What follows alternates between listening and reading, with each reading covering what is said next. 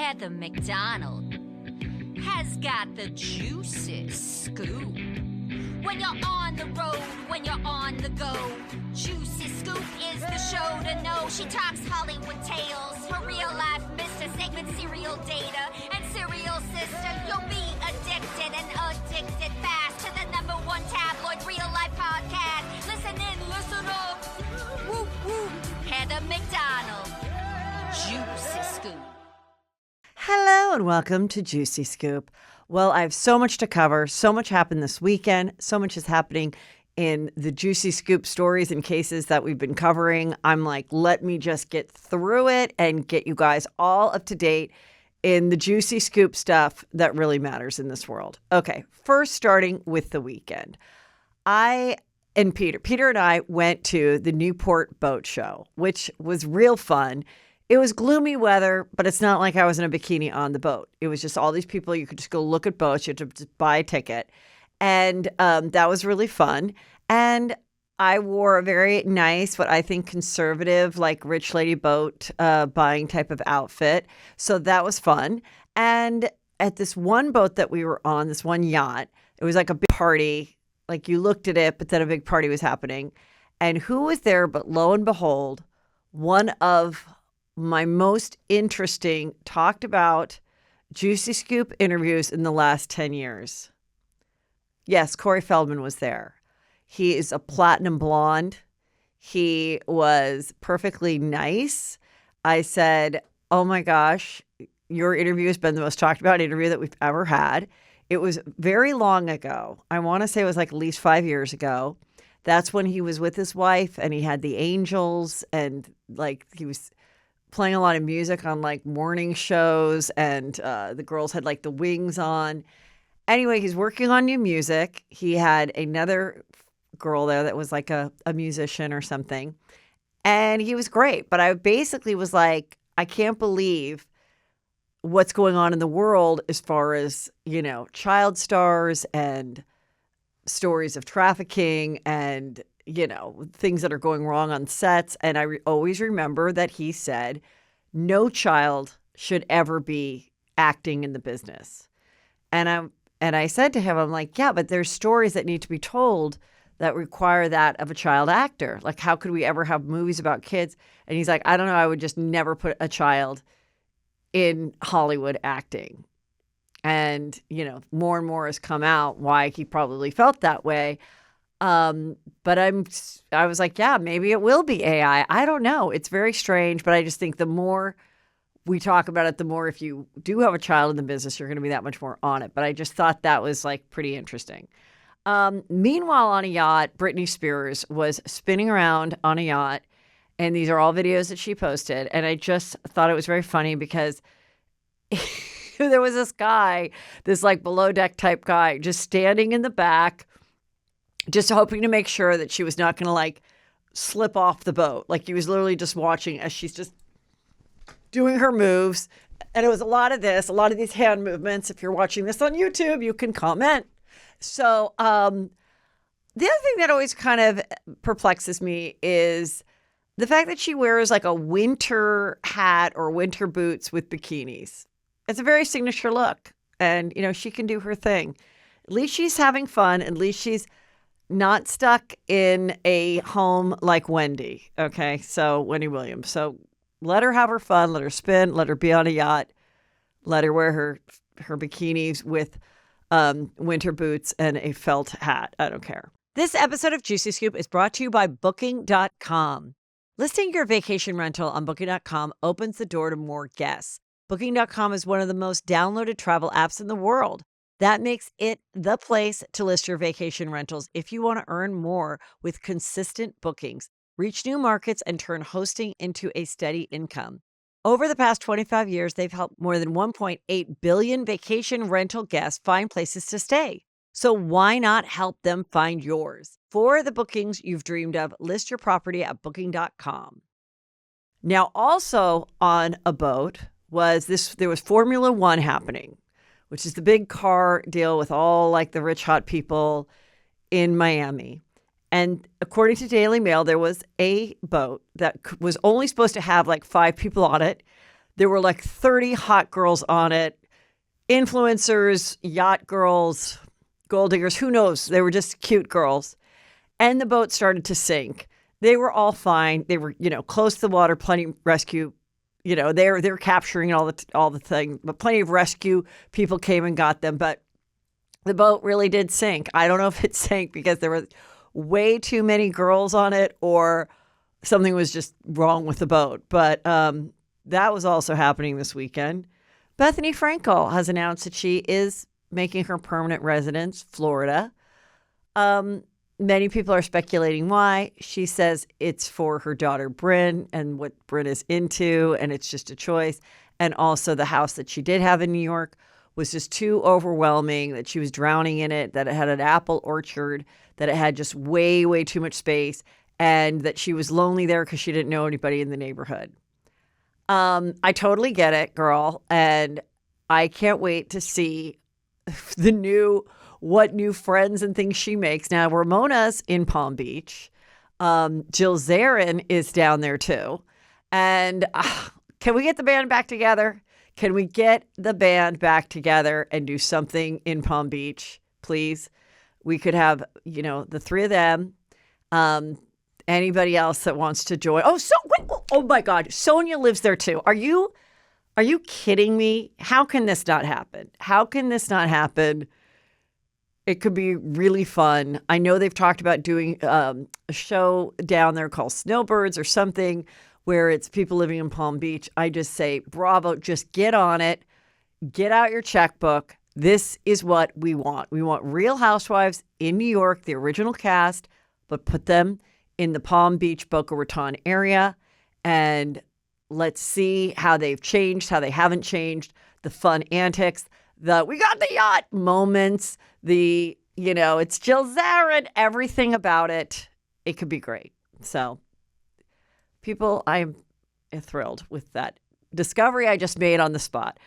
Also, it was the Kentucky Derby. This is something I've never gone to. It's one of those things that I've been like, I wonder if I'll ever be invited or if it's worth it or if it's a reason to go.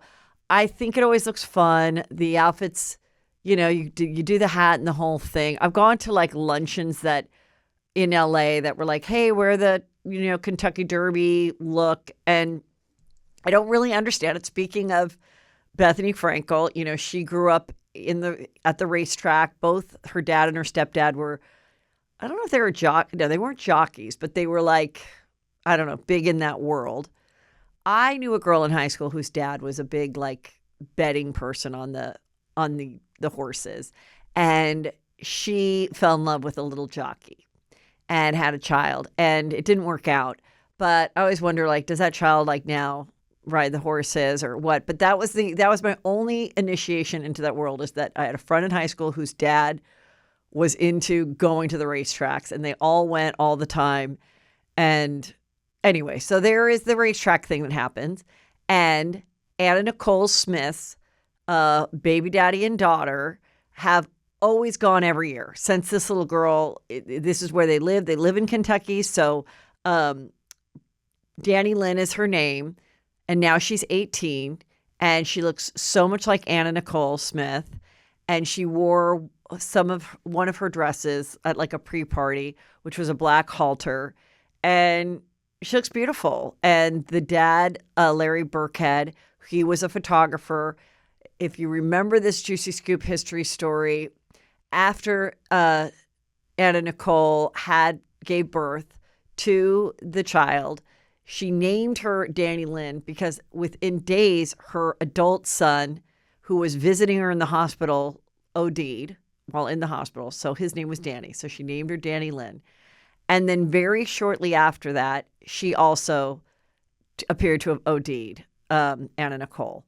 And she was also, people didn't know if it was Trim Spa, which is no longer around, which was before Ozempic. There was Trim Spa, and you just took these like pills or whatever, and you just weren't hungry.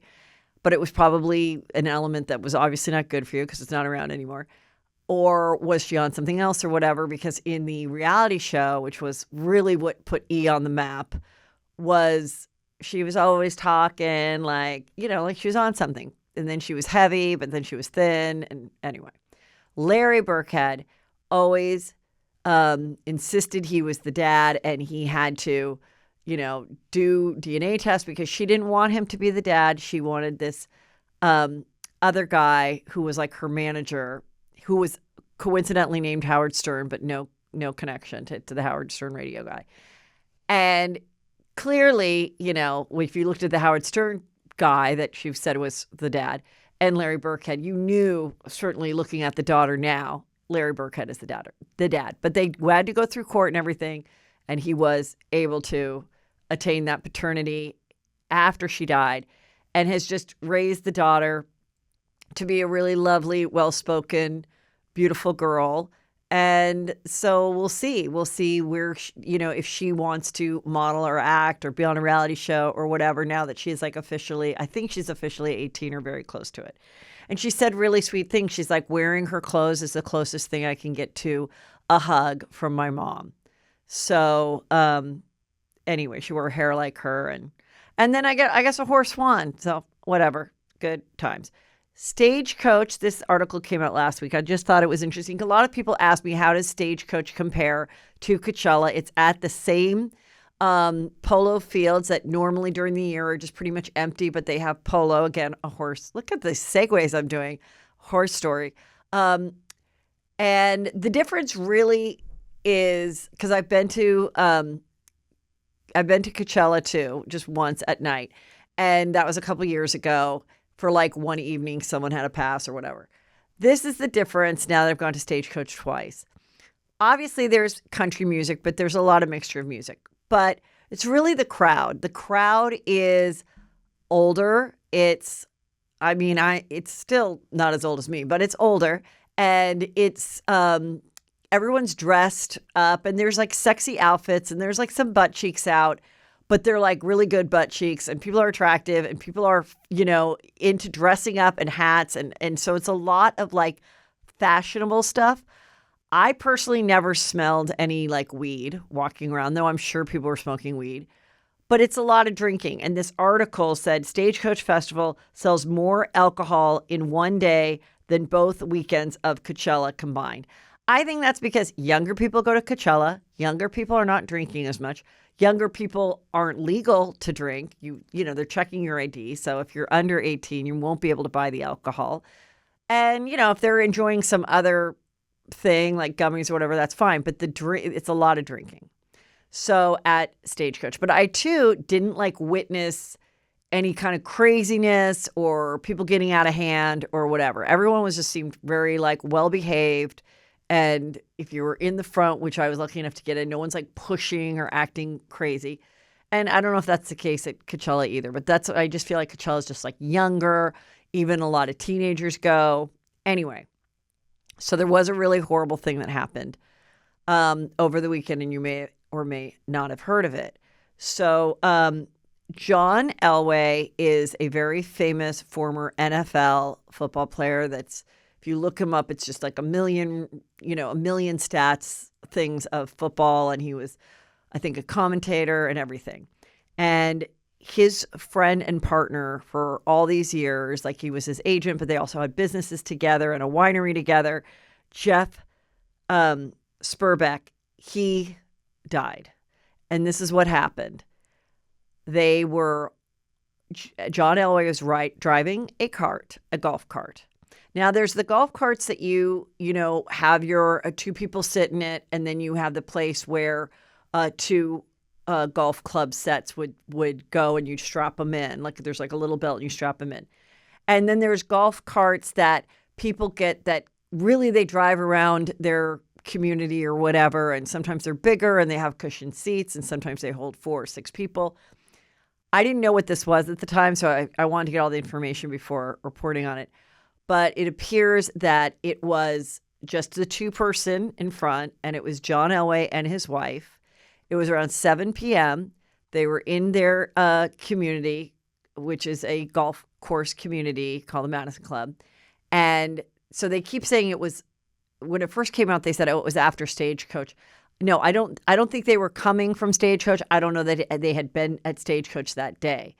There is a party that is in this community that I went to last year, not this year, that's a big party that anybody that's in the neighborhood can like go to. And it's, there's some sponsors and there's Get a Hat and there's, this tequila company and there's food and it's a lot of stars and it's a lot of celebrities that might be staying within this community at homes that they rent or know the owners of or whatever. And they were driving in the golf cart. He and his wife were sitting there, and standing on the back was Johnny Bananas, who is a big reality star who was also on Traitors, who was friends with John Elway's son, and this guy, Jeff Spurbeck, who was 62. And they were holding on the back of the golf cart where normally the bags would be. A lot of people do this. A lot of people do this on golf courses or whatnot, but, you shouldn't do it. And it appears that he, lost his grip and he fell backwards, and they, called the ambulance, and Johnny Banana was trying to help him. And they went to the hospital, and he had too severe of a brain injury, and he did pass. So there was a lot of speculation of what happened. But according to everybody that has spoken, it was just one of those bad accidents that happened, and why you got to be really careful when you're in a golf cart or wherever you're driving to, because it goes up to like 30, 35 miles an hour, but it does not, but it's not a car, and so that was a horrible story. And people were asking about it, so I wanted to clear it up. Here, I was in the news. Okay, I was in the news, reality blurb. Teresa is mad at me, of Teresa and Louis, because I reported on the story that was everywhere about their recent tax issues, which I have no doubt it's not a big deal, according to Teresa. According to Gia, it's not a big deal. And I shouldn't have discussed it, in her opinion, because at one time, 2 years ago, we hung out and had lunch, and Louis did, pay for the majority of a very nice, fancy lunch in St. Bart's. This is the infamous St. Bart's trip. And I did enjoy hanging out with both of them.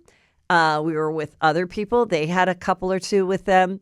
And, Louis was, ordering the bottles of champagne and all that, which was fun. It was a lunch, though. It was a lunch. And it wasn't like anyone was getting, super wasted or anything. It was just one of those like St. Bart's where you're dancing on the tables and having fun.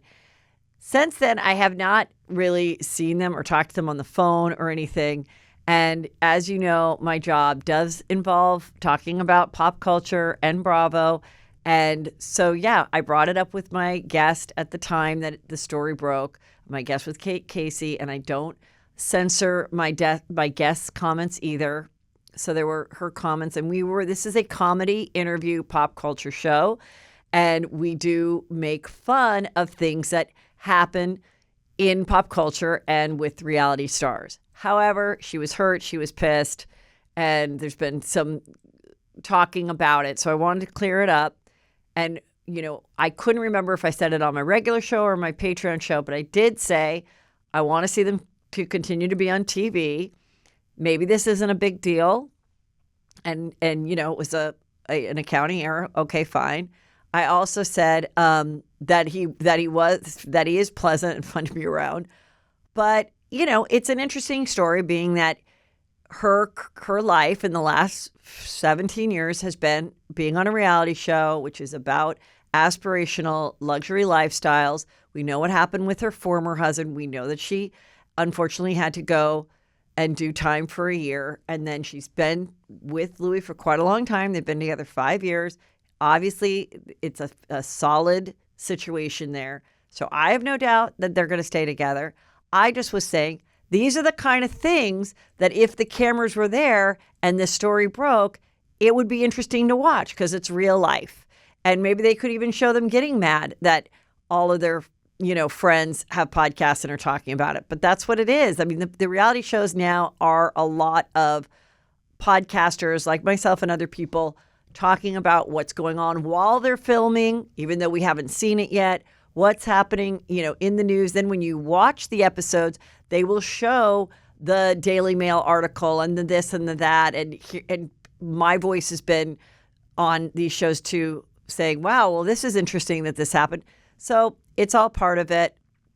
But anyway, they were pissed at me. And thank you, Reality Blurb, for choosing a pretty cute photo of me. Most times people don't like to choose cute photos, and I do appreciate that they did that, and wishing you all the best. Nobody wants to deal with thinning hair. Everybody wants thicker, fuller, healthier hair. We want to see that regrowth, and that is why I love Eye Restore. I just started using the Revive Plus Max Growth Kit. Okay, you guys, this is amazing. It's like a full-on hair care squad that works from root to tip. It includes the advanced hair growth formula, thickening shampoo, thickening conditioner, and growth activator serum. Everything you need for healthier, fuller hair. And when you combine all of these with your Eye Restore Elite, you are setting yourself up for serious hair growth results. And the Eye Restore Elite is so great. You just can put it on your head, watch your favorite show. It's 300 lasers, really activating that growth, and you will see a huge difference. Give yourself the gift of hair confidence this year. For a limited time only, our listeners are getting a huge discount on the Eye Restore Elite when you use code JuicyScoop. At iRestore.com, head over to iRestore.com and use code JuicyScoop for our show's exclusive discounts on the Eye Restore Elite. Please support our show and tell them we sent you. Hair loss is frustrating. You don't have to fight it alone. Thanks to Eye Restore. Guys, there is nothing I love more than getting into my bed. I have a new home now, and I love feeling like I have a whole new sleeping experience. And I do, because I got Boll and Branch sheets. They're absolutely amazing. Their signature sheets are made with the finest 100% organic cotton, so you can spend every night in the softest feeling imaginable. These best-selling sheets feel buttery, breathable, and get softer with every wash. I am telling you, it is like nothing I've ever experienced. I would normally sleep in pajamas. I'm not now. I'm not. I'm wearing just like underwear and a tank top because I love the feeling of these soft sheets on my arms and legs. It really lulls me to sleep. I feel like it's nothing I've ever experienced before. Feel the difference an extraordinary night's sleep can make with Boll and Branch. Get 15% off plus free shipping on your first set of sheets at bollandbranch.com/juicyscoop. That's Boll and Branch, BOLLAND BRANCH.com/juicyscoop to save 15%. Exclusions apply. See site for details. Prince Harry of Meghan and Harry, H&M, has lost his appeal to receive publicly funded security in UK. What this means is if he was to go back and spend a week in the UK with his family, he does not have the security that he once had. It will not continue indefinitely. And therefore, he says, I may never at this point go back to the UK ever, because I feel like my life is not safe if I can't have this big security in which, he's not going to pay for. He also has said he has not talked to his dad, and the dad has cancer. King Charles has cancer. He's 76 years old, and they have not talked in a long time, but he claims he has attempted and has not returned a call. This is what I have heard. And now he's like, well, now I really can't come visit you with my family if you don't have my security intact. So the other thing I thought was crazy that I saw was there is a new documentary called The Royals or something coming out. And a clip of it is another interview with Harry and this other reporter. So I don't know if this documentary is taking different things from different interviews or if there were fresh ones done. I doubt it. I think this was gathering up all the information, kind of like what they're doing, pulling old interviews of Blake Lively and stuff, which we will get into, and someone kind of putting it together, being like, oh, that's odd. In this interview, the interviewer says, you had said there was racism within the royal family. And he goes, I didn't say that. And he's like, what? He's like, no, the press said that. That's what Harry says. And the interviewer's like, what? And then they cut to the infamous interview where Meghan is pregnant. They're sitting in a beautiful garden in Santa Barbara or Montecito. Oprah's interviewing them. And she says there were several conversations within the family she didn't say which family member, about concern about how dark my child's skin would be. And of course, Oprah was like, what? And that was the thing that really was like, wow, is there any way to explain this? Now he's saying there is. Now he's saying, well, there's one thing to be racist, and then there's another to, I forgot the expression he used, but basically he was explaining away, like maybe there was just like a conversation, which I had said when this first came out. I'm like, if this is true, could it be that it was just not a negative thing, but just like, oh my gosh, it'll be so interesting to see what their child looks like, being that he's fair and redheaded, but his mom was white, had blonde hair. His dad, Charles, if that is the dad, had dark hair. Meghan has a mother who's, black, a dad who's white. Like, what? I wonder what their child will look like. That is what could have been explained away. But of course, the royal family just was like, we never said it. I don't know what they're talking about. Like, because it just, when you first hear it, it sounds like, oh my God, if that child is this, they're going to be living in the back house or something insane. Now he's like backpedaling a little bit with it. And, it was her statement. He backed her up. He also says that the problem was he was hoping the four of them would get along so well, with Kate and William and Meghan and Harry. And the two women just didn't. Right off the bat, they just did not get along, Kate and Meghan. And he even said that his brother did warn him about, are you sure this is the right woman you want to marry? Well, now they're here. They're in Santa Barbara. She, he's more in love with her than ever, according to her. He's a fox. I also heard from a source that Harry is the one that's taking them to school and all of that, which is great, because she said in that interview with that girl who is she's got a big podcast, and I get it. When she did that interview that I talked about last week, she says, I have to get the kids up. I have to make them breakfast. I make them lunch. I put the notes in it. I take them to school and I come back. She never mentions on certain days Harry does it, which is fine. Doesn't like she has to mention. But, and I'm not saying either parent is better than the other. I'm just saying it's these stories that you kind of go, are all these stories really accurate? Do you really write your kids an email every single night talking about what an incredible day you had with them 365 days a year, 2 of them? So that's 2 emails you have to do every night before you go to bed. Like, it's just kind of those type of things where you're like, I just sort of wonder where the truth is. Was there really this conversation about the kid's skin? Was there really, whatever. Was it really the story about the 2 Irish Catholic families that she nannied for, and the one saying, I hope that you have a husband who loves you the way I love my wife and continues to date you?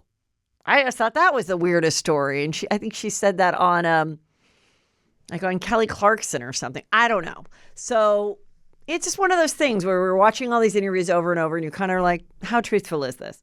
So there you go. Okay, finally, they went Instagram official.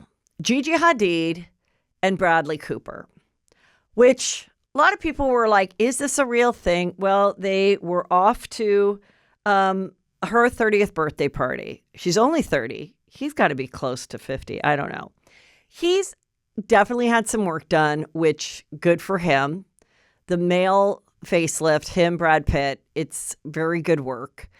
And he's also doing a ton of commercials for this ice cream, which is also kind of weird when you see like George Clooney doing Nespresso commercials and him doing ice cream commercials. And you're just like, God, can a commercial actor just get a gig? I mean, but hey, if that's what people think is going to make you want to buy the Nespresso, I mean, look, I'm talking about it. I guess I wouldn't be talking about a Nespresso commercial if George Clooney wasn't in it. But it's just kind of jarring, and the face looks very different from, like, granted he was playing an alcoholic in in A Star Is Born, but just he looks different. Anyway, allegedly they're a real couple and going strong, and now have come forward with like the Instagram, and it's been going on for a while. Also, according to the Daily Mail, the thing that's making, Kylie and Timothy Chalamet's relationship continue is allegedly there's an agreement that he said, I never want to be on the Kardashians. And she has agreed to that. They've done, I guess, they filmed almost 4 seasons since they've been a couple, and he has not appeared. She'll reference things, I guess, on the show of like, oh, I wore this, to the Golden Globes. Was it too sexy or whatever? But they go to games together. They're affectionate. We saw them at Wimbledon. Like, she puts him, but I guess she doesn't really put him on her Instagram either, which I think is interesting in that he wants to really separate himself. He doesn't want to get into the Kardashian curse. He is, already been nominated for an Oscar. I believe their relationship is really real and lovely, and I think this is very wise. She doesn't need to do it to keep the show going. I'm sure Chris would love it. She loves to feature the girls' boyfriends and things, but she's being like very smart about it. And, this just continues to be their relationship, which I think is cool. Okay, there's big Juicy Scoop family problems happening. Brooklyn Beckham, that is David Beckham and Victoria Beckham's oldest son, who is married to Nicola Peltz, who comes from a very wealthy family. That is his wife. She's beautiful, but she's also successful. Like she's either a playwright or a play producer or something, and very pretty. And, they're always situated. Do they get along with the parents? Does Nicola get along with Victoria? Anyway, David Beckham had a big 50th birthday celebration over the weekend at some place in England, and all these stars came, and Victoria shared many photos throughout, like in a slideshow on her Instagram of the family and everything. Now, Brooklyn and Nicola did not attend. And all the stories are saying that they wanted to celebrate with their dad privately the night before, but allegedly were told, no, just come to the big celebration with everybody else. And then therefore they didn't come. Well, the latest thing that I read was it wasn't a problem that they had with the parents, Victoria and David. It's an issue they have with one of Brooklyn's brothers, who is dating a girl that at one time Brooklyn dated, and she was going to attend. Well, now that makes a lot of sense. Makes a lot of sense why Nicola wouldn't want to go either. I mean, would you want to go to see this ex-girlfriend of your husband's? Maybe you shouldn't care, you're the wife. But so maybe they were like, no, we don't want to go, but we want to see you anyway, Dad, and celebrate with you. And maybe Victoria was, they've got 4 kids, 3 boys and a daughter. Is the youngest. And I think Victoria was like, oh my God, I've been planning this for a year. This is the biggest thing. We want the Christmas card with everybody. If it was me, think about you as a mom. You're having this, it's almost like, as big as a wedding when you have this kind of money. It's a 50th birthday, a 60th birthday, and your stars. You want everybody there, and maybe the reason they said, no, you're coming to the party. That's the only time you can see your dad on his 50th birthday is to get him to come to the party. You don't have to hang out, who knows? But that's the story behind it. And, they just like not attending someone's wedding. It is just a big celebration. The wedding is about the marriage for a lifetime. Sometimes it's better that someone doesn't attend and like put a damper on the evening.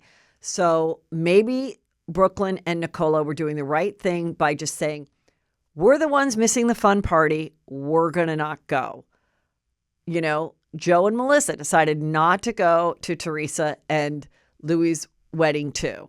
They felt we are just going to step back. We don't want to be accused of anything or whatever. But then, of course, Teresa and Louis were like, very hurt by that. So it's a hard line when it's a big event and there's a lot of money and there's a lot of famous people coming, and not to compare Teresa to Victoria Beckham, but it's the same kind of thing. And very, very interesting that I think it's more of a riff with the brothers than anything else. Also, the Spice Girls have been talking about going on tour to celebrate their 30-year anniversary of some record. So that would be 2026. And according to the Daily Mail, the problem is that Victoria Beckham does not get along with Simon Fuller, who was their manager. And so if they were to do it, she will not be a part of it. They've been talking about this reunion for so long. I don't know. It would be amazing if they did it. I think it would be so fun.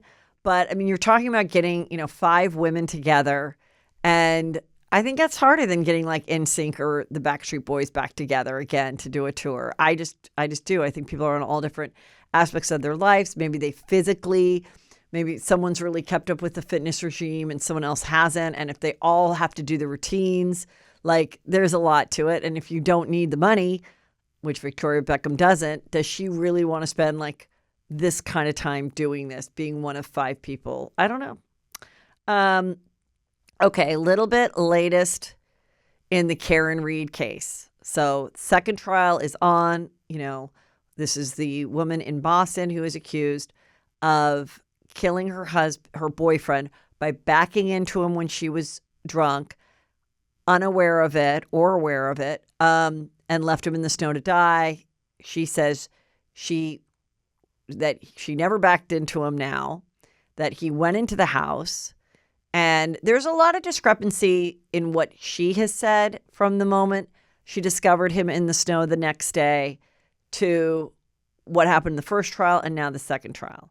And the biggest thing also is all these people that were in the house. She said he went into the house, and then when he didn't come out to check on her to say, come on in, or the party's lame, I'm leaving, in her buzz state or drunken state, because she did have a lot of drinks. So, definitely can admit to drank too much and shouldn't have been behind the wheel, especially on a snowy, cold night in Boston. That she, like a girlfriend who's drunk and feels like they're not getting the attention they deserve from their boyfriend, got annoyed and was like, oh my God, screw you, and go have fun, and texted him. And all these text messages are now part of the trial. And then she got home and she's like, your kids are cooking by themselves. Like, so annoyed, goes to sleep. But then when she wakes up at like 4 or 5 in the morning and he hasn't come home, then she starts getting concerned. And, but there's things about that there's a lot of ways to analyze the concern of what would happen if you were really drunk, got in a fight with your boyfriend, left him in a location, and then he wasn't home. If he didn't have a car to drive home himself, would you be that overly concerned? Or would you just think he must have passed out at the party? Or would you think he hooked up with another girl at the party? Would you really think, oh my God, I think something's wrong with him? I'm just kind of thinking about that now, because of course there's the voices that are the loudest are she is innocent, and there was a big conspiracy with all these people at the party to hide. There were all these butt dials. There were all these text messages and Google of like, how long does it take to die in the snow, by her friend Jen McCabe, who they got together in the car and went over there to the house, the last place she saw him, to see where he was, and right away saw that he was in the snow. And so in order for the prosecution to build their case that she, right away was like, shit, I did hit him and didn't realize it. That's what they're all saying she said in that moment. Oh my God, I must have hit him. I must have hit him. I must have hit him. The other side is Jen McCabe's case, her testimony. The defense really was picking apart because that girl immediately saw that he was in distress and probably dead, and didn't think to go into her sister's house, where the sister was married to the guy whose house it was. They're a couple and a family, and get one of them to either help with aid to him because he was a first responder, or go, my God, he is dead. Could somebody are they okay? And her testimony was like, well, I knew that they were there and they were asleep and I wasn't concerned about them. And I wasn't concerned because Karen had said, I hit him. So I didn't think there was any foul play that may have happened in the house that could have killed them as well. I wasn't concerned about them. I was more concerned about my friend dying. So obviously, if you're listening to every single testimony, you're going to have a different opinion. I still think there's overwhelming amount of evidence that if I was on the jury, which I've not listened to every day of it, so I can't compare myself to a jury member, that there would be enough things that would give me reasonable doubt to not convict her.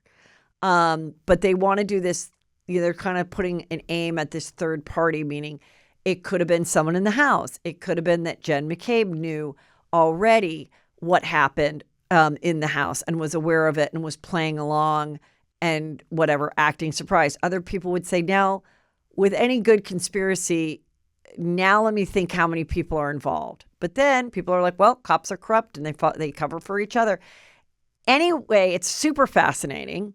And what's really fascinating is how much Karen Read has spoken on her own behalf in interviews, in documentaries. She comes out after every day of the trial and talks herself as an attorney, which you think about it, we really don't see that when someone's on trial. They stay quiet until maybe the end. They come out and have a press conference if they win and they're, prevail. But she's coming out like she's an attorney being like, yeah, now you can see how, and so that is kind of surprising. And, she is attractive. She is an interesting, polarizing kind of a person. So either people, really feel for her and are like, let's expose this corrupt, police department, and other people find, let's get her. And, how dare this woman, think that she can take down this police force, whatever. So it is very fascinating. But, it also interesting that she's out at a bar, according to TMZ, in good spirits. And she chats with well-wishers after the day in court, according to TMZ. And people that were there, she had 2 espresso martinis, which is, a vodka drink after a day in court, which certainly you could have. You would think you would need a drink. But kind of like a Shannon Bedore who got a DUI, who said it was the worst time of my life, maybe she has curtailed the drinking, but she hasn't stopped it completely. And I would think, just if this is what I was facing, this would be a good time to stop, or at least not do any drinking in public. Like maybe go to dinner and not have it. And if I wanted a glass of wine to unwind after a day of trial, it would be in my own home. So it's just, then it's like, well, she's got nothing to hide. But at one time she was like, did I? Oh my God, did I? And we all have been in that when you're really drunk and the next day it's like little waves of memories come back to you and you're like, did I say that or did I dream that? So that's where we are with that. You may have heard of Nutrafol's hair growth supplements and wondered, do they really work? Well, that's a fair question. Many hair supplements overpromise and underdeliver, but Nutrafol is different. And as the #1 dermatologist recommended hair growth supplement brand, it's trusted by over 1.5 million people and is clinically tested to deliver real results in just 3 to 6 months. I did it myself. I noticed a huge difference. I'm still using it daily. I take 4 of the women's pills with a meal once a day. And it works so great. And you'll notice such a difference in just 3 to 6 months. Adding Nutrafol to your routine is easy and no prescription is needed. Order online with free shipping and automated delivery. Subscribe to save up to 20% and enjoy perks like one-on-one naturopathic consults and a free Headspace membership to support your hair growth journey. So whether you're navigating postpartum, menopause, a plant-based lifestyle, or simply looking to see less hair shedding, Nutrafol has you covered. This summer, stop worrying about your hair and start making memories. For a limited time, Nutrafol is offering our listeners $10 off your first month subscription and free shipping when you go to Nutrafol.com and enter the promo code JuicyScoop. Find out why Nutrafol is the best-selling hair growth supplement brand at Nutrafol.com, spelled Nutrafol.com, promo code JuicyScoop. That's Nutrafol.com, promo code JuicyScoop. Growing up, I never really understood about investing, how that would work, how to make your money grow. And it was always very confusing. That's why I love Acorns. They make it so easy.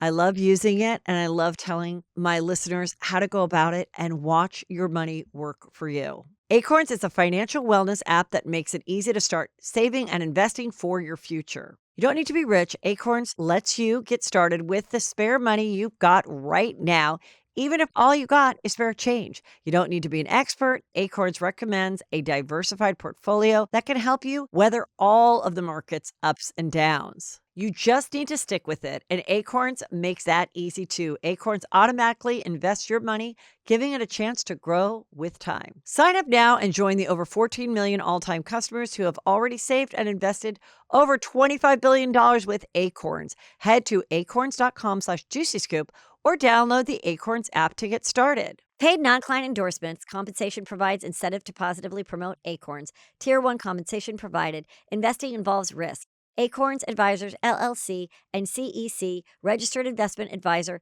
View important disclosures at acorns.com/juicyscoop. This episode of Juicy Scoop is brought to you by Booking.com. Listing your vacation rental on Booking.com opens the door to more guests. Booking.com is one of the most downloaded travel apps in the world. That makes it the place to list your vacation rentals if you want to earn more with consistent bookings, reach new markets, and turn hosting into a steady income. Over the past 25 years, they've helped more than 1.8 billion vacation rental guests find places to stay. So why not help them find yours? And it's not just access to amazing guests. Booking.com also makes it easy for you to run your growing business. You can chat with guests, accept or decline bookings, and have total control over your property's calendar and finances. It's hosting on your terms. The best part? Getting started is super easy. In less than 15 minutes, you can register your property, and nearly half of partners get their first booking within a week. Plus, if you're already listed on another site, Booking.com makes it easy to import your property info and get going right away. Whether you're looking to earn that extra income, fill those vacant weekends, or grow your business, head over to Booking.com to see how you can get started today. The reach is global, the bookings are consistent, and the control is yours. For the bookings you've dreamed of, list your property at Booking.com. P. Diddy trial in New York. Today is the first day of jury selection. And so it's going to be interesting to find enough jury members that haven't heard about this case to the point where both the prosecution and the defense think, okay, they'd be a non-biased person. You know, they have to have alternatives as well. So that's going to probably take a long time.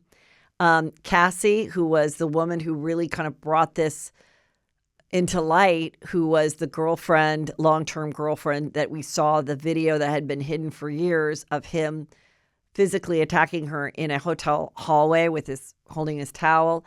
He says she took his clothes and he was just trying to get his clothes back. To anybody else watching it, it's extremely abusive, along with all her other things that she said in that civil trial or civil case in which she was awarded a lot of money. Now she is going to be a witness for the prosecution in telling everything she's experienced. And if in fact people were trafficked against their will and abused and violated, or was this all consenting adults, people over 18 that did it either as a paid sex worker or someone who just enjoyed this kind of freak off. That's his defense. So we'll see.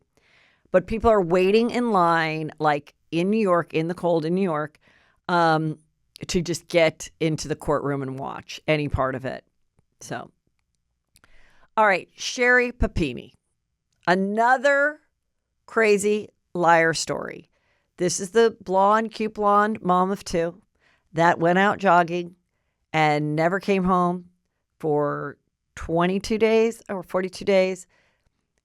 And then we found out years later that she set it up all herself, that she had an old boyfriend pick her up, that she left her AirPod with her blonde hair wrapped around it in the grass, that she made up a lie that two women had kidnapped her and branded her, that she in fact had the old boyfriend go to Michael's and get a branding kit and help brand her, and she cut off her hair and she barely ate, all according to this kind of dumb guy that she dated way in her past that she then connected with over Facebook and then convinced him that her husband was abusive. And then when she got there, she was like, just leave me alone in this room.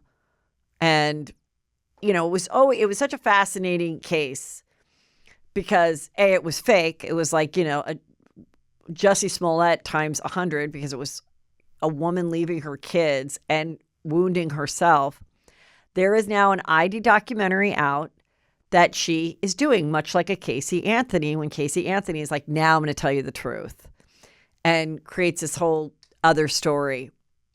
But, these documentaries can convince you of a whole nother narrative. So the little bit that we saw is she's basically saying, the little clip that we saw, because it's coming out in a couple weeks, no, I really was abused. And there is more to the story. But then another part of it is she's like, haven't you ever said a lie and it's just gotten out of control?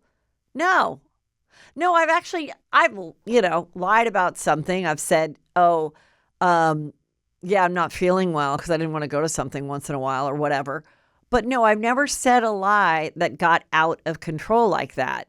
But I am fascinated because I always am like, what makes someone decide to do this? And how, when you find yourself in this room with this guy from your high school boyfriend or whatever, and you're like, obviously watching the news. He said she was watching the news. According to him, now she's going to probably say he lied. But then why wouldn't you say he lied? Why would you agree to go to prison and everything?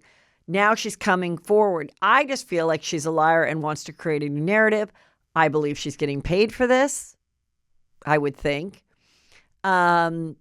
She's obviously somebody that thrives on attention and wants attention. And the ultimate attention is you've been kidnapped and your face is plastered all over the news. And where are you? And, I bet my husband feels badly now that I'm missing. Yeah, I can see how that could have happened. But for you to go for 22 days, and be away from your two little kids, and possibly after day 15, you don't know that your parents and your husband haven't sat down your kids and said, Mommy's in heaven. I mean, what? That is where so I'm done. I will be watching this. This is Juicy Scoop, appointment television. Probably you're like, I don't want to give this woman any more attention. But I want to know, and there's other witnesses and other people that we really haven't seen that are going to talk about it.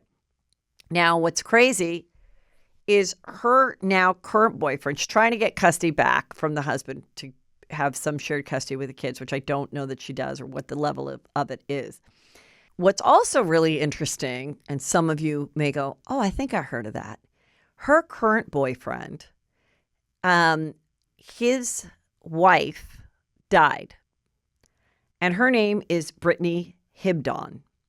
And Daily Mail wrote an article about it, but also her mother has a Facebook, which is justiceforbritney.org, in which she has always felt, the mother, that her daughter died under very suspicious circumstances. They were seeing a marriage counselor, she and the husband. The marriage counselor has a connection to Sherri Papini and was responsible, and this other psychiatrist was responsible to introduce them supposedly after Britney passed. But according to the mom, wonders if maybe they had met prior to Britney passing. Britney got sick, and she's a very active physical person, got sick, with a pneumonia type flu thing, and within a few days of feeling very ill, passed. There was no proper autopsy done, and though they were having marital issues, she did say she was going to file for divorce, and then 4 days later passed. But technically they were still married when she died. So that's very interesting. I wonder if the ID network thing is going to cover her current boyfriend and that the current boyfriend is, a widower. Very juicy. Okay. Blake Lively is making the rounds again, doing interviews for A Simple Favor. I still want to see A Simple Favor 2 or Another Simple Favor, because I told you I really liked the first movie and I'm totally curious.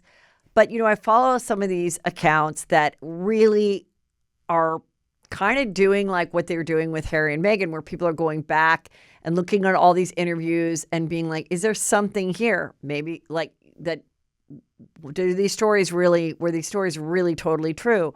Or just like we were talking about the Sherri Papini. So a couple of things. This girl, she goes by Els Rich, ELSRICH. She has really done the work, and I want to give her a lot of credit because I have been following her and referenced some of her stuff. And it's just kind of really interesting, the things she brings out.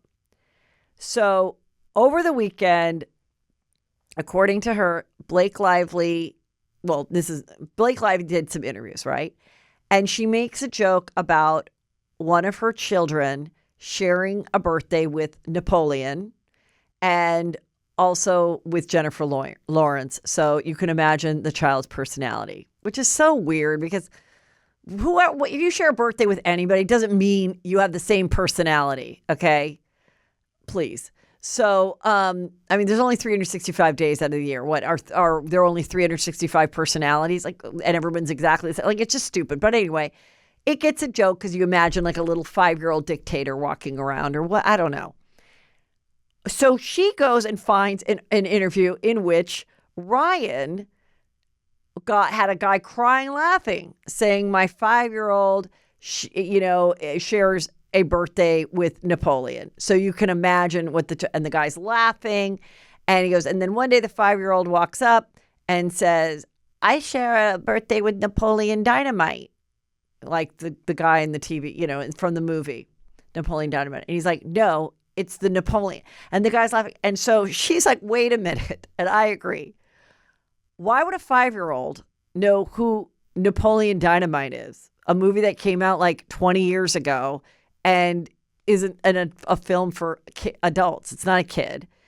And why would but the weirdest part is, according to the research, none of their kids share a birthday with Napoleon, the dictator. Nobody does. So these are like weird, funny stories. So people think that Ryan, desperate to be funny all the time, is like coming up with bits for interviews and things like that. And then she just sort of piggybacks on them and takes them for herself. And they just try to be so funny and engaging. And for a long time, they had us all convinced because nobody was like doing the research of like, is this weird story true or not? I'm just telling you what I've seen. I did not go and research myself. I just watched the evidence that other people pulled up that their kids don't share the birthday. And if that is in fact true, that's fucking weird. It's weird. It's a weird thing. And it's also weird, like, I guess but a lot of people do that. They have to be charming in these 7-minute interviews on late night TV. And that's where Alec Baldwin was like, well, my wife is from Spain and she's a lulu, and he's doing the accent. They're both doing Sofia Vergara accents and stuff. It's to say, oh, isn't that funny? Or also, it's low hanging fruit of like, oh, my kid's an asshole or whatever, and the kid is just like, what? My birthday's I'm not an ass. I'm 5. Like, what the fuck, mom and dad? Anyway, moving on. Tom Cruise, who's 62, is dating Ana Del Armas, who was the actress that was dating Ben Affleck for a while in between Jennifer Garner, the nanny, and J-Lo. They dated. They had a movie together, which I was like so excited to see. I forgot the name of it. It was about how she would like, her character would like screw all these men, and then like Ben Affleck would go and like kill them for her or something. It was one of those movies that I was like, oh my God, this looks so good. And then you're like, actually, this sucks. Anyway, she's very attractive and now they're dating. They attended the David Beckham party over the weekend. That's a huge age difference. We've seen them. They've been in a helicopter together. Now the whole thing is everybody that he's dated, had to either succumb to Scientology or get in it. Nicole Kidman accepted it, but never was really in it. She got out. Then there was Katie Holmes, who left, and Every report says he doesn't have a relationship with Suri at all. Like, hasn't seen her in years, is according to their daughter. So would, she is 37, would they get married? Would they have more kids? That's a huge age difference. That's 25 years plus. That's a big age difference. I mean, I know he does his own stunts and whatever, but, and then would she explore Scientology at all? It feels like in Juicy Scoop history, like getting into all the Scientology stuff was just so much that we talked about. And then Leah Remini, exposed all the weirdness. And now I just feel like, all right, like if you want to join it, and you know everything now, go join it. Like it is no secret if you want to do it, if you want to think it's going to help your career, Anna, if you think it's going to help you like communicate, whatever. They would be at a different level than someone who's like these Sea Org people that had to like clean the toilets with a toothbrush and turn their children over or be on a boat for 5 years. I don't know. All those stories of Scientology, which obviously existed, it's just like, all right, I don't know. Or is it just, we're just dating? Like, I find him interesting. I'm an actor. He's an actor. Let's just see what happens. But that's kind of juicy. Speaking of a big age difference. Okay, this girl, Carrie, who is a part of my Juicy Scoop Obsessed, which is a private group, and we talk all about it, but you can join if you're cool. You got to watch the show to join. It's on Facebook. And she wrote about this article from Us Magazine. Okay, Jordan, is that you, the exclusive source? So I click on it, and I agree with Carrie. This reads so funny that I'm going to read it to you. Now, this is Jordan, Bill Belichick's 24-year-old girlfriend. He's 73, okay? And over the weekend, it came out that she has over $8 million in a real estate portfolio that only her name is on the mortgages. Some are rental houses, some are like duplexes, and she's 24. So I'm like, wow, girl, you know what? If you're going to get involved with an older guy that has grown kids and grandkids, and you may or may not get married to him, secure the bag in the sense of not just a Hermès bag, but in a real estate thing. I remember Marlo Hampton of Real Housewives of Atlanta had told me that she dated this older guy and, in the process of dating for a long time, some of the gifts were of real estate. And that is her security, which is so smart. So I'm like, hey, okay. Also, she, or is she doing what PR does, in stopping the interview and stuff? Because that interview where she was like peeking around and being part of it, the interview was set up to sell his book, which I assume is about whatever, football. And they were, of course, asking about how they met and everything. And she's like, wait, that was not an approved question. But it was weird. It was funny and, and suspicious. At the same time, well, that's what a publicist would do. And that's what she's doing. But if she's a publicist, well, the PR on him is horrible. People think his holes in his shirt was because he was like an unkept elderly man that's like doesn't know where he's going. I mean, he's not coming off great at all with whatever this situation is. But here is the article because I have to read it to you. The Insider claims that Jordan Hudson, had a net worth between $1 million and $2 million thanks to her modeling career and real estate prowess before meeting Belichick on a plane in 2021. So while she's in college and cheerleading, she's making so much money in modeling that she was able to, buy some properties. Also, I want to remind you that prior to him, she had another 65-year-old boyfriend prior to him. So when she was like 20, she was dating a 65-year-old. Okay. She has apartments in Massachusetts, the source says. She made her own money. Hudson has a real estate portfolio estimated at $8 million, according to multiple outlets, including 3 multifamily homes she purchased in the greater Boston area in December of 2023. Hudson, who is also an NCAA collegiate cheerleading champion at Bridgewater State University, retains a close bond with her 2 sisters. With her 2 sisters, two brothers, and her parents, who are divorced. The family learned about Hudson's relationship with Belichick before it became public, and while the source acknowledged they were initially shocked to find out she was dating the legendary New England Patriots coach, all that matters is that she's happy. I mean, Jordan, are you kidding me? The way this is written, you're telling me that just some like other cheerleading friend of yours is like, no, let me tell you about it. It's like, honestly, it reminds me of when I had to write my college essay, who do I most admire? And my dad was like, why don't you do me and let me take a stab at it? And it was basically my dad just, the way it read was like, and then he collected 4 college letters and he was a combat Marine and da-da-da-da. And like, it was this whole thing. And I remember reading it going, Dad, this is like, does not sound like I wrote, like a 17-year-old would write this about her dad. Like, it was so braggadocious and so many things where you listed about yourself.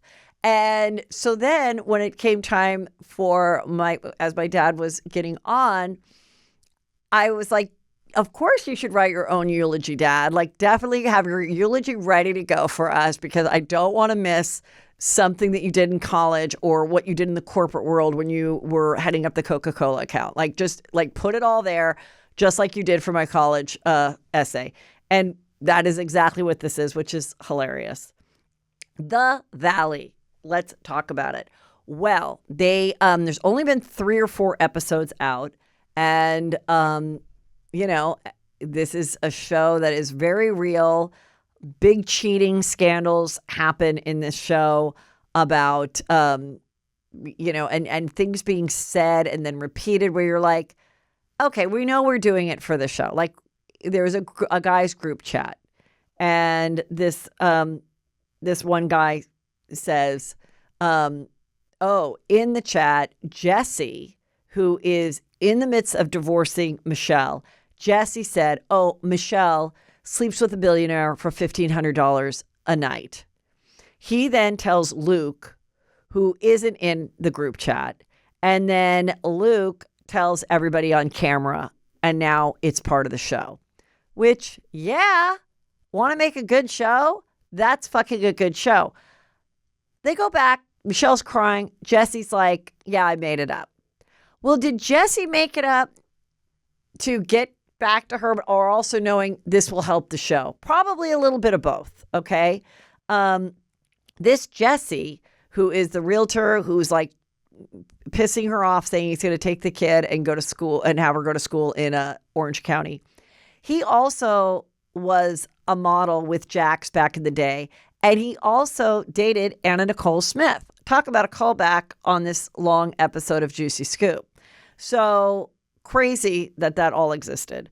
But anyway, he's awful. And, so there we are with that. So that's kind of all the stuff that's going on. And, Jax is answering a lot of questions about one of the questions that came up recently, and he answered it on his show, and it made some news articles. Did you ever think that Britney approached you that day in Vegas, knowing that you were Jax from the Vanderpump Rules, in the hopes of dating you and getting on camera? And he said, well, her mom was a fan, but she didn't know who I was, and I'm going to choose to believe that for the rest of my life or whatever. All I know is that I remember when I was interviewing the Vanderpump people early on, I was like, are you telling me that Britney didn't know? Like, the mom's a fan, but the 20-something girl isn't? And they all said, no, like, I was there, da-da-da. She's always been so, I don't know, just everyone just has wonderful things to say about her, myself included. She really is genuine. But I want to say, so what? So what, even if she did and acted like she didn't know exactly who he was, just to be like, who? You don't like stick with someone, be with all because you just want to stay on TV. You're not living with someone, trying to make it work for years. All the things that she did was in the hopes of having a wonderful life with this man, which now she realizes is a walking red flag, in which he says too. He says, I'm a red flag. I'm telling you guys, don't date anyone like me. And it's like he's really, trying to get people to realize I've changed and whatnot. And he's like, I don't like to be in a relationship and I don't want to be. So I'm not looking to date any of you either, but come listen to my show and come to my live show. And he's making the lemonade out of lemons. So we'll see.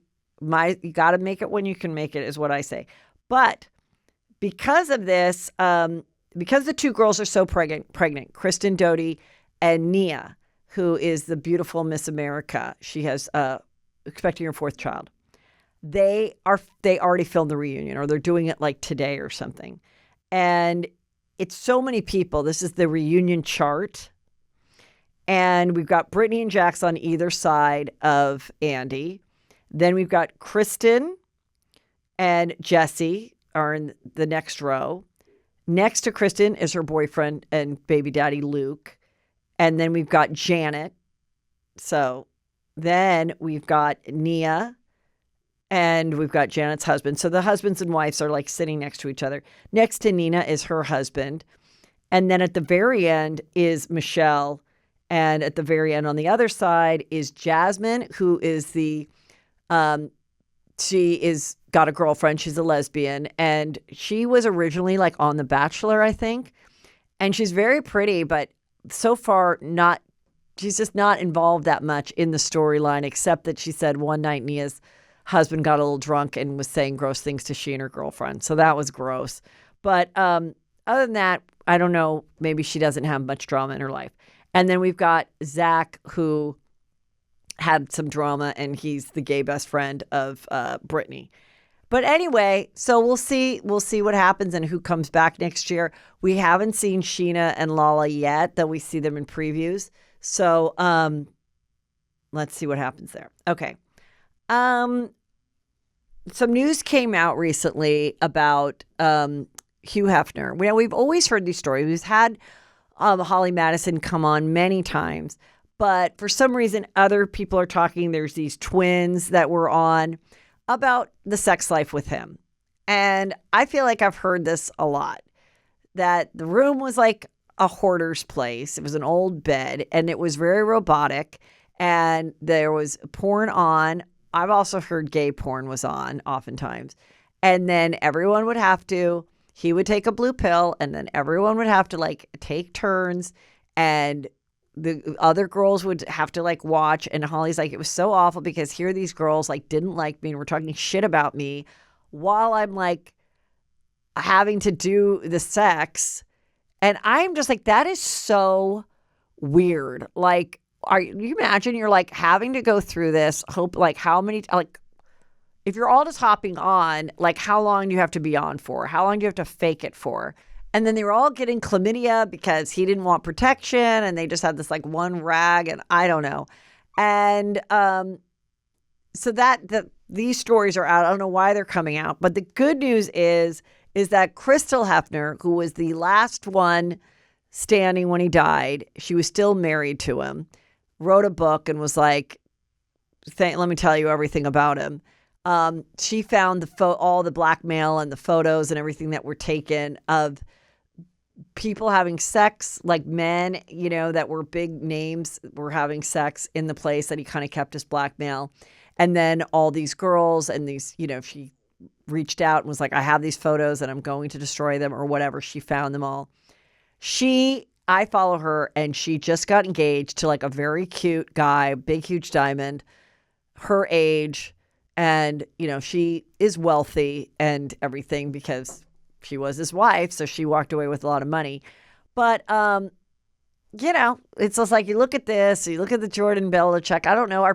Are women being manipulated or are they doing it with an end goal of like, I could get through this. How much longer is it going to take? How long do I have to be on this before it's this girl's turn? I don't know. I can't imagine it. I'd just rather, do stand up. Okay. Manual not included is Hilaria Baldwin's book, which is out. And the cover is just, I don't know. I feel like this look has been done so many times. She's dressed up, kids all around, a mess. Alec Baldwin has tape all around him and he can't talk. And I can totally see why this would be the cover. Let's make it funny rather than her in just like a white rather than her in like a white shirt with like jeans like this. That's always like a memoir photo too.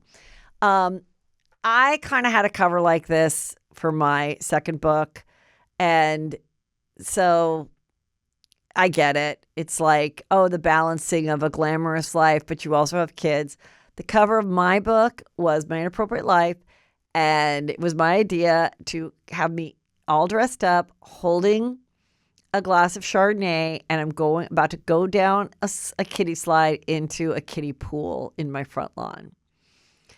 And anyway, it's just not very original. I don't think it was that original when I did it, to be honest. But okay. In it, she says, we almost got divorced because after our second kid, they have 7 now.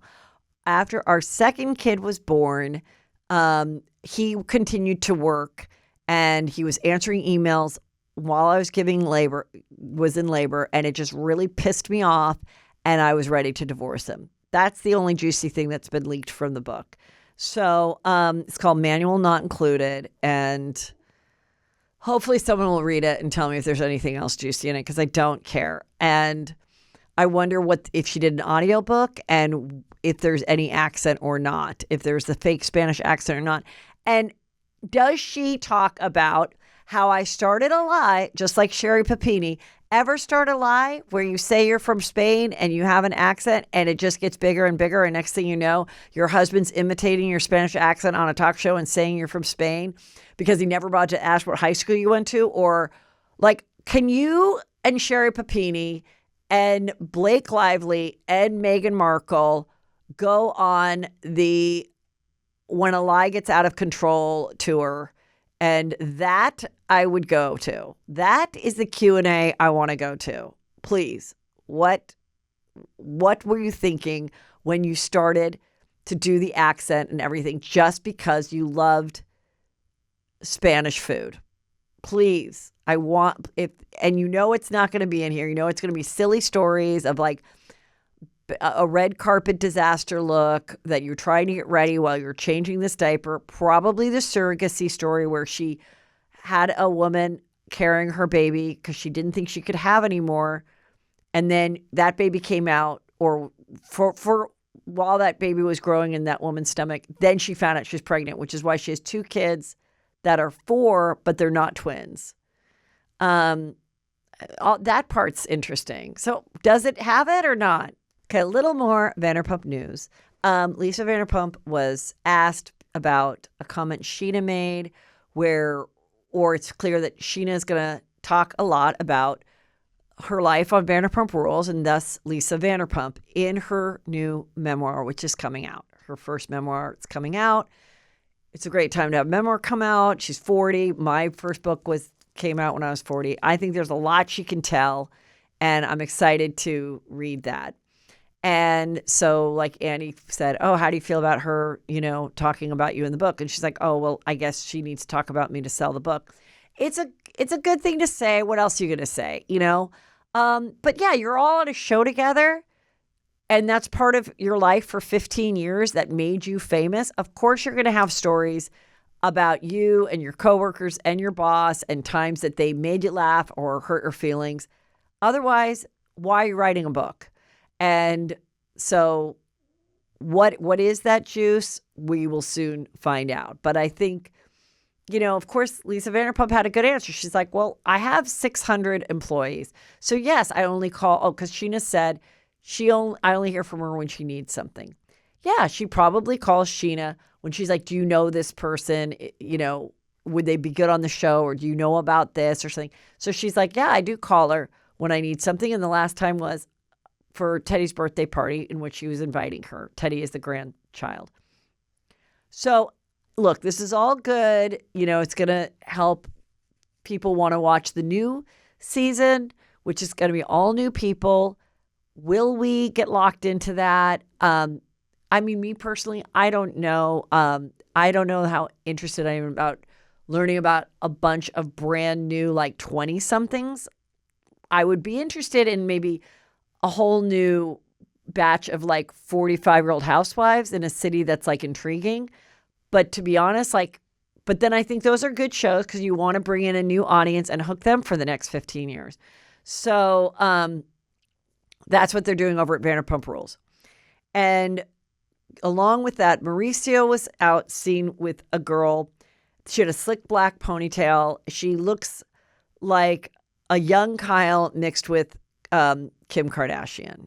And I don't know who she is. She could just be a new realtor that's wearing a blazer with no shirt underneath, which is what new realtors wear when you're a girl trying to sell a house. But meanwhile, Morgan Wade, I follow Morgan Wade, and she does a lot of at-home workouts with just like stuff in her backyard and big on the creatine. And I just thought that was interesting. I was like, oh, so I'm like, why is she talking about creatine? So did a deep dive, and that's her sponsor. So I'm like, hey, she's doing what everybody else is doing. She's singing, not everyone's singing, but I mean, she's got her singing career. But along with her notoriety from being on Real Housewives and all of that, she's gotten some sponsorships and some partnerships, and you can't blame her. So that's what she's doing. I noticed this article came out this morning on TMZ. Justin Bieber photographed taking a hit off what appears to be a bong while he's on a snowboarding trip. I'm like, what? So I go to his Instagram, and I want to say, I think that people are trying to pick apart. I do think he's fine. I think he's fine. I just don't think he's like, on tour. I think he's having a good time with his friends. I went on his Instagram. I looked at his stories. There were some funny reels that he shared. There's him golfing with his friends. There's him tagging his friends. It's showing him like in some snowy mountain place. And I never saw the bong thing. Maybe that was from a few days ago. But again, weed is legal. So it's the same as him like holding a glass of wine, right? Like, I don't know. I think he's fine. Let's see what happens. Oh, this was juicy. Gayle King did a quick interview, and she said she was dating this guy, and they were only dating a couple months. And he said, "Can I borrow $4,000 on a Thursday?" And I'll go, I'll give it to you back. I'll give it to you by Sunday or something. It was like a week. I need $4,000. And she did say he paid her back on time, but it made her feel differently about him. And I was like, oh my God, I remember this with friends where a girl was dating a guy and he asked to borrow $3,000, and they weren't dating very long either. And she was convinced that she would get it back. As he said, it was a tax issue. She'll get it back in a week. She didn't. It was a big, long process. Eventually, I think she got 2 of it back. The point is, the thing I said was, so this means that he needs $4,000. And then Gayle said, Oprah said it would be better. It would have been more appealing if he said he needed 40, like for some like bigger deal. And I'm like, yeah, you're right. That is kind of funny. But think about it this way. If someone that you're newly dating asks you for money, if you're newly dating, they should still be wanting to impress you and put their best face forward and have you like them, have your friends like them, be really trying. If they're really in a pinch and they needed $4,000 for less than a week, that means that they don't have a good enough credit to pull off a card. They don't have anybody else in their life that they could ask because they probably exhausted all of those people by asking for money like this. So they're asking the woman that they're trying to still impress and get you to like be their girlfriend. That's who they're going to. That's got to tell you that right away, this isn't the person for you. But I love that Gayle shared the story. And I think it's an interesting story because then we get to the Love Hotel, which was on last night, which is Shannon Bedore, Luann, Giselle, and Ashley Darby from Real Housewives of Potomac. And they have these guys that they're all kind of dating at this hotel in Cabo. And they have to each pick their favorites to stay. And then only one more can stay. So collectively, they have to decide who should stay. And one of the conversations they have is, can these guys like keep up with us? Like, who has money? This one said he owns a house in Bel Air. Well, that's a very expensive neighborhood, so he's worth keeping. And these are things that does not make them shallow, but at their age, they don't want someone who's going to ask them for $4,000 2 months in of dating. And so for that matter, I really like the show. I like how they are, being friendly, and, there's going to be some drama with Shannon Bedore, who I'll never stop watching. One thing I noticed that when they show like the clips of coming up, every time someone says something, Shannon goes, she did like this alerted thing, like, what? And in next week's episode, she's with the guy that she kind of likes. And he's like, every time I say something, you just act like you're so shocked. Like you can't believe it. And I think part of that thing that she does with Jack, I think she sometimes is playing into like her own character a little bit because she has been on TV so long, but I don't care. She is a good time to watch. The drama, the vulnerability, all of it is pretty great. So also some scripted shows I'm watching that are really good are Hacks is Back, season 4. I'm watching that. I'm watching on Hulu An American Family, which is the one about the little orphan dwarf girl. Is she 8 or was she 22? So good. And I think I've got like one episode left of that, but they play it every week on Hulu. I'm watching The Studio on Apple with Seth Rogen. I don't know if it's too inside Hollywood, but I love it. I think it's so funny and so quick. And the way it's shot and everything is hilarious. And The Neighbors, Your Friends and Neighbors with John Hamm. That's a good one as well. So those are my other shows that I'm like getting into. All right, you guys, I got Brandy and Julie on Wednesday. We're going to talk about the Met Ball and so many other juicy things that are happening. And remember, go to heathermcdonald.net and join my Patreon because there's always all the juice there. And that's been there forever. And you'll be missing out if you are not part of that. Thank you.